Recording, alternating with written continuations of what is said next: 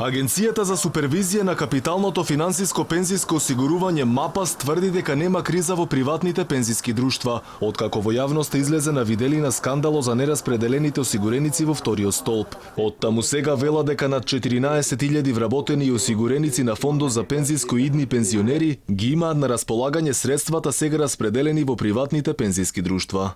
Префрлени се од фондот на ПИОМ со 36 имаме уште.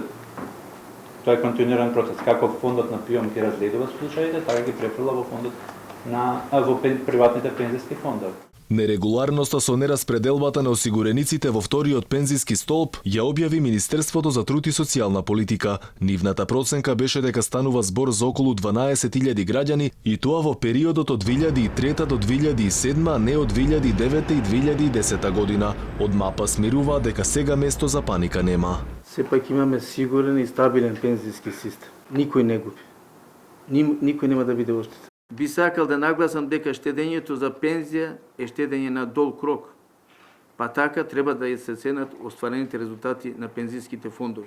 Од регулаторот на пензиските друштва МАПАС додаваа дека во текот на минатата година вредноста на средствата во доброволниот пензиски столб била 25 милиони евра на сметките на вкупно 24.388 членови. Од МАПАС вела дека соработуваат со надлежните институции и дека навреме ги информирале луѓето во кој пензиски фонд членуваат и колку пари биле префрлени. Само лани во пензиските друштва од вториот пензиски столб имало над 490.000 членови и тоа на просечна возраст од 35 години. До крајот на минатата година во друштвата влегле околу 1 милијарда евра, велат од МАПАС. Лани било остварена 281-та исплата на надоместок од третиот столб и тоа во најголем дел поради старост и како еднократни исплати.